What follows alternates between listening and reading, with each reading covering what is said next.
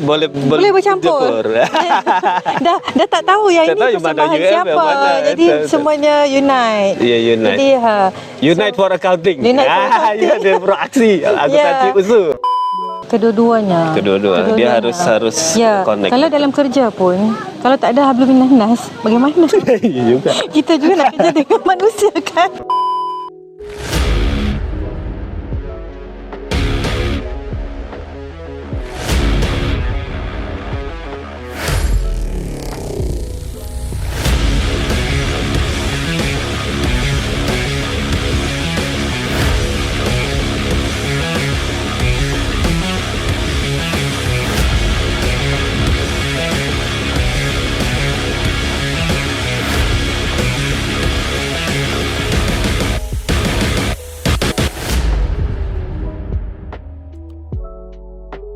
Assalamualaikum warahmatullahi wabarakatuh. Proaksier semua, kembali di Proaksi Podcast Series. Seperti biasa dalam edisi Internasional Summer Course 2024. Kalau di edisi sebelumnya atau sesudahnya nih, pokoknya lihat aja lah nanti ya, dimana kita sudah banyak ngobrol-ngobrol bareng dengan pemateri-pemateri, dosen-dosen kita dari luar negeri, tamu-tamu kita yang istimewa. Kali ini, wah ini nih, tamu kita istimewa juga nih, sama Dr. Sina, Dr. Nur Syamsina. Halo. Nama kerennya adalah Dr. Sina. Nama glamour. Itu nama panggung tuh, Dr. Sina. Famous. Apa kabar dokter? Alhamdulillah. Dokter sihat? Alhamdulillah. Di sini udah berapa hari? Kamis, Jumaat, Sabtu, hari ini Ahad, dah 4 hari. 4 hari 3 malam. 4 hari 3 malam. So, 4 hari 3 malam yang menakjubkan. Kan? Tapi letih lah kan. Letih tapi berbaloi.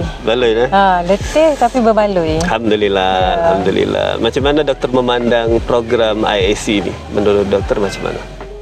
Program IAC ini saya lihat bukan setakat boleh memberikan kita tentang perkembangan akademik pelajar sahaja, tapi juga perkembangan tentang personal development, pembangunan kendiri pelajar, personal development mereka. Kalau dulu mereka hanya bergaul sesama rakan sekuliah saja, betul. Dan bila datang sini mereka berjumpa dengan universiti-universiti lain, dengan negara lain, kawan-kawan baru, culture baru. Ya, dan bila saya tengok dia orang bersukan kan, start daripada aktiviti daripada first day, dinner, dan semalam kita ada persembahan. Semuanya bercampur. Mula-mula kita asingkan persembahan tu hanya untuk UUM saja, USU saja, tapi rupanya boleh bercampur. dah tak tahu yang ini persembahan siapa. Jadi semuanya unite. Unite. Jadi unite for accounting. Dia beraksi akuntansi usul. Jadi bagi saya lah, program ni adalah telah memang berjaya. Alhamdulillah. Lebih daripada sasarannya sebenarnya. Lebih dari berkat doa-doa dan kontribusi dari. Tanya buat tim Dr. Sambas dan anak-anak komiti. Penat lelah tu bagi saya berbaloi. Alhamdulillah, itu satu kehormatan dokter. Satu kehormatan bisa berinteraksi. Kalau kita di Indonesia itu yang penting apapun, mungkin kita tidak akan buat yang satu model grande, tapi at least kecil, tapi kita bisa berkumpul bersama. Kalau saya bilang biar kecil tapi signifikan. Itu kecil tapi signifikan. Kecil tapi signifikan. Saya juga melihat Dr. Sina sangat aktif dalam membangun karakter student ini. Adakah tips dan triknya dokter dalam yang pengalaman dokter lah? Saya nak kata tips and tricks tu, bagi saya tak ada lah tips and tricks.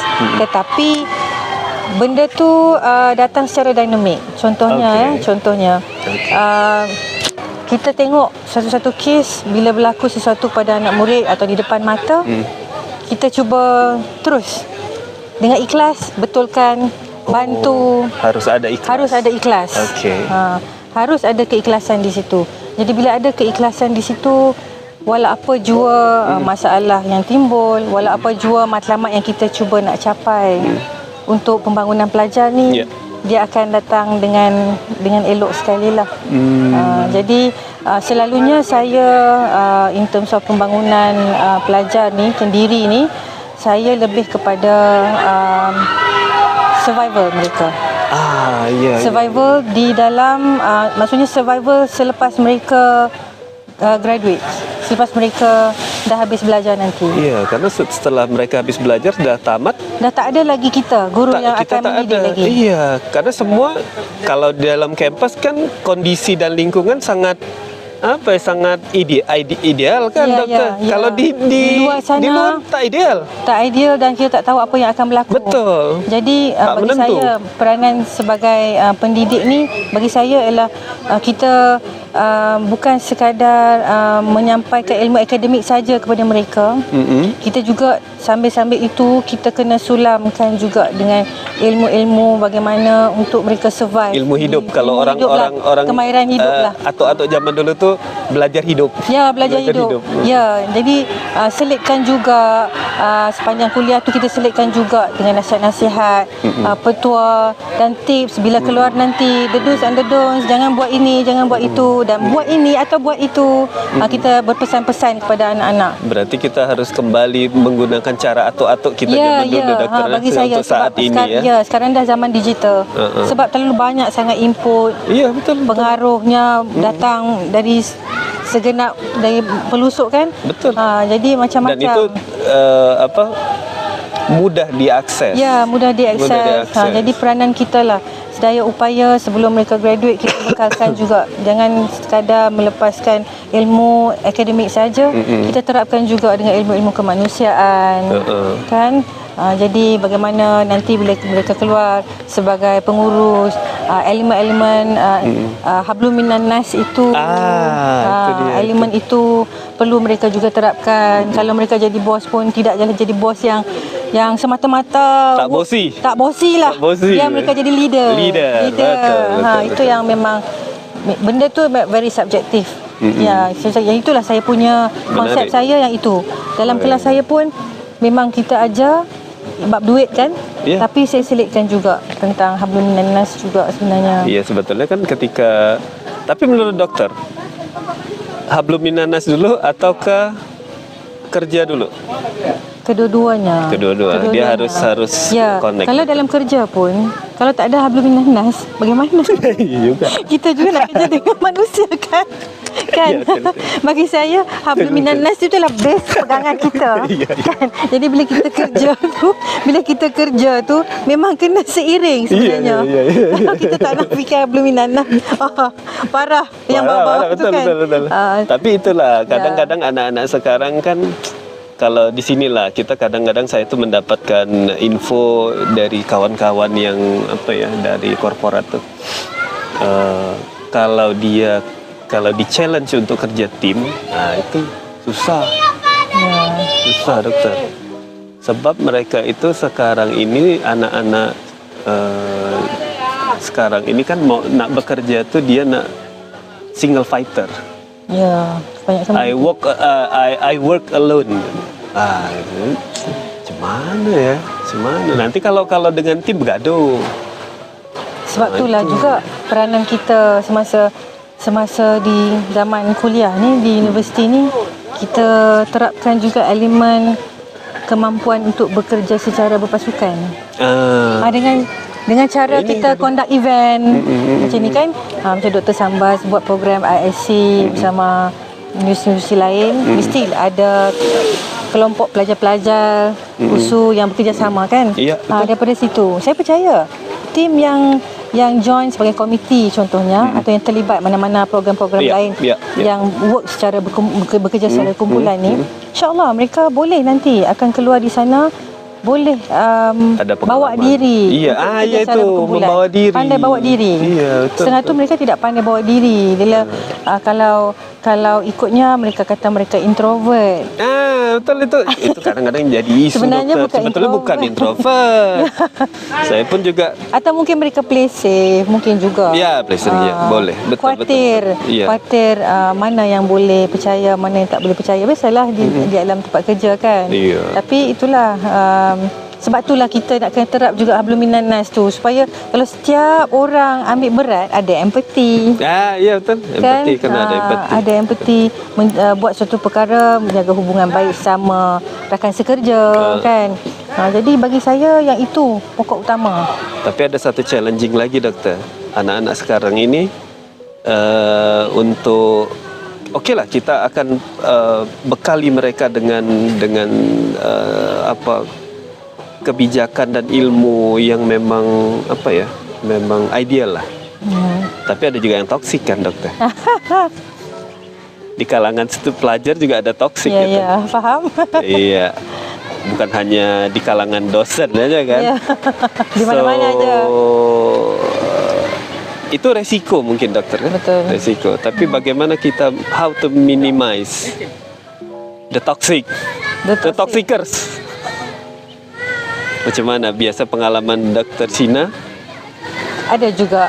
Ada kan? Ada juga yang bila kita bagi kerja kumpulan, mereka datang maklumkan, ada free riders and so on. Tapi pengalaman kita sebagai dosen ni, satu, jangan terlalu percaya sebelah pihak. Okey. Kadang-kadang ada yang play victim. Okey. Decide satu lagi okey aja, dia yang tak okey. Iya, betul. Kan? Jadi kena dengar dua belah pihak. Tapi untuk menasihati anak-anak yang dewasa ni, yang sudah dewasa ni, kita nak kena buat secara berhemah, doktor. Itu dia. Kena secara berhemah. Ya. Sebab kalau kita tersalah pilih, tersalah dengar, mungkin yang sepatutnya yang okey tu, kita dah buat mereka yang juga terluka nanti. Yang pihak yang toksik tu, selalunya kadang-kadang yang toksik tu nampak lebih suci. Betul. Kerana manipulatif. Nampak lebih suci.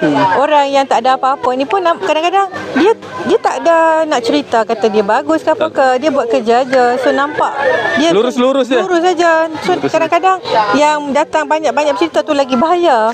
Yang nampak suci tu lagi bahaya. Sorry lah, doktor. Betul itu. Jadi kita sebagai pendidik ni, kalau datanglah kes begini kan, saya lebih kepada dengar saja. Tak adalah bila datang A, saya terus cerita tentang B kan, saya terus pergi dekat B tu, tidak. Saya dengar je.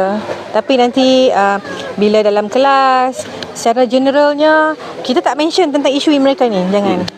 Nanti dia tahulah. Nanti dia tahu dia akan seronok, dia akan bertambah lagi.